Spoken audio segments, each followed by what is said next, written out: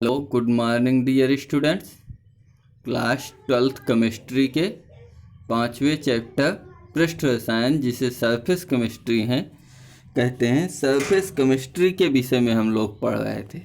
Surface chemistry में हम लोगों ने अधिशोषण वगैरह से संबंधित बातें पढ़ा। अधिशोषण, अवशोषण, विशोषण जैसे टॉपिकों को पढ़ा। आज हम लोग अधिशोषण और अवशोषण में अंतर पढ़ते हैं। सबसे पहले अधिशोषण एवं अवशोषण में अंतर, difference between adsorption and absorption.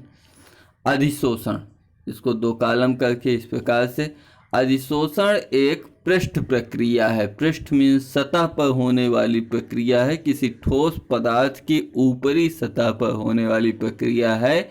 जबकि अवशोषण एक स्थूल या अंतरंग बल्क प्रक्रिया है, मीन्स कि अंदर के पार्ट में, किसी ठोस पदार्थ के अंदर के हिस्से में होने वाली प्रक्रिया अवशोषण, और उसकी ऊपरी सतह पर होने वाली अभिक्रिया अधिशोषण कहलाती है। सेकंड नंबर देखते हैं, अधिशोषण केवल अधिशोष्य की सतह पर ही एकत्र होता है, जबकि अवशोषण में अधिशोषित अधिशोषक के अभ्यंतर मीन्स इंटीरियर भाग में वितरित हो जाता है।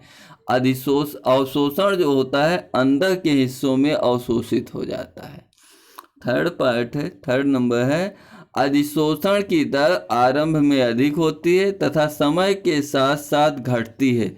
कुछ समय पश्चात साम्य अवस्था को प्राप्त कर जाती है। और अवशोषण यह लगभग समान दर से होती है तथा इसकी दर अधिशोषण की दर से कम हो जाती है। चौथा नंबर है, अधिशोषण एक ऊष्माक्षेपी प्रक्रम है, इसके फलस्वरूप ऊष्मा मुक्त होता है।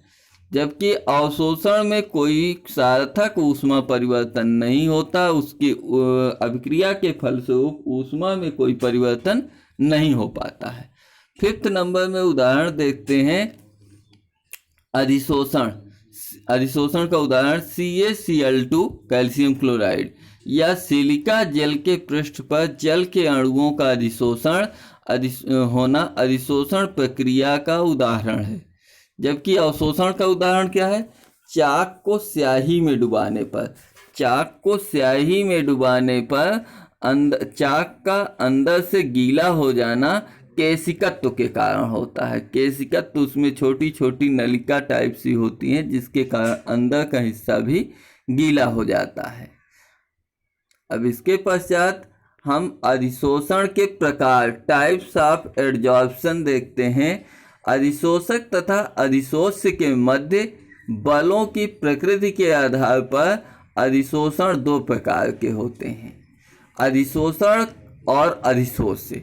अधिशोषक वह होता है जो पदार्थ अधिशोषित हो रहा है, जिसमें अधिशोषित हो रहा है, अधिशोष्य कहलाता है। अधिशोषक और अधिशोष्य के मध्य बल लगते हैं। उस कार्यकारी बल के फलस्वरूप ही कोई पदार्थ दूसरे में अधिशोषित हो पाता है। उसकी प्रकृति के आधार पर दो प्रकार के अधिशोषण बताए गए हैं। पहला भौतिक अधिशोषण, दूसरा रासायनिक अधिशोषण। भौतिक अधिशोषण फिजिकल एडजॉर्प्शन हमारी हेडिंग है। यदि अधिशोषण प्रक्रिया में निहित अणुओं की सतह से आबद्ध करने वाले वांडर वाल बल हैं या दुर्बल बल जिन्हें कहते हैं, तो अधिशोषण को भौतिक अधिशोषण या वांडर वाल्स अधिशोषण कहा जाता है। भौतिक अधिशोषण के लक्षण, कैरेक्टरिस्टिक ऑफ फिजिकल एडजॉर्प्शन। भौतिक अधिशोषण के प्रमुख लक्षण निम्नवत हैं। पहला लक्षण, भौतिक अधिशोषण की प्रकृति विशिष्ट नहीं होती है, स्पेशल नहीं होती है।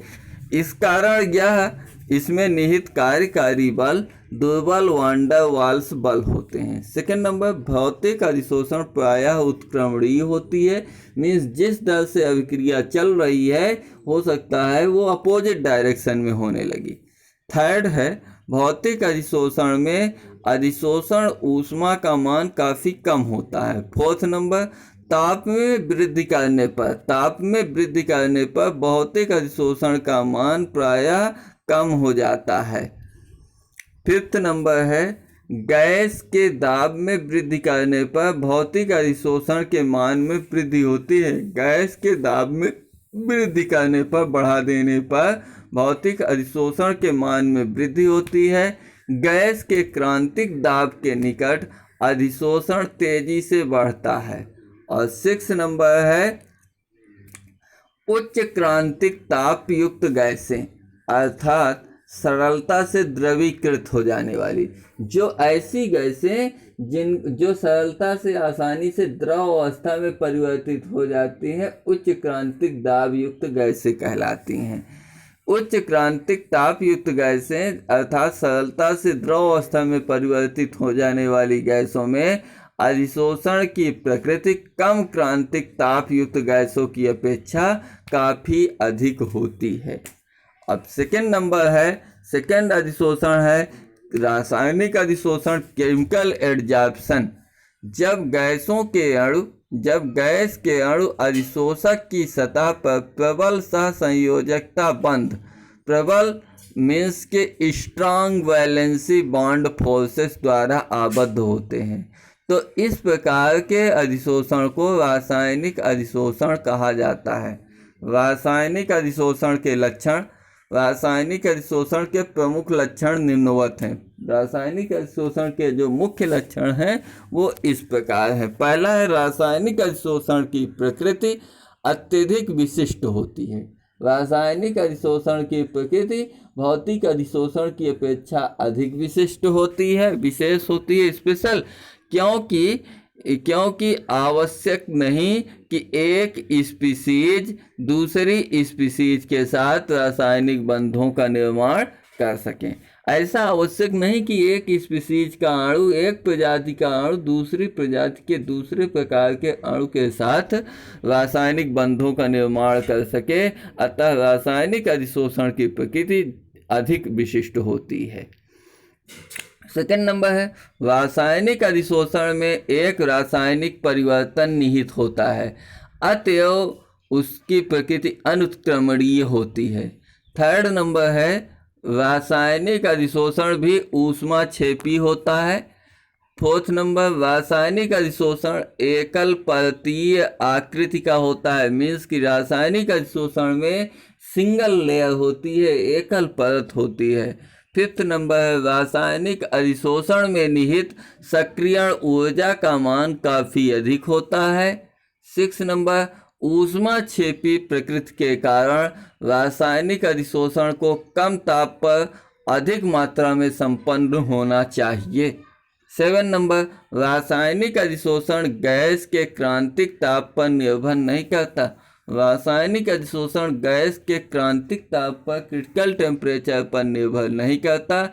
यह केवल गैस की अधिशोषक सतह के साथ रासायनिक बंधों के निर्माण की क्षमता पर निर्भर करता है कि रासायनिक बंध किस क्षमता के साथ, कितनी स्ट्रांग एबिलिटी के साथ उनका निर्माण हो रहा है, इस पर निर्भर करता है।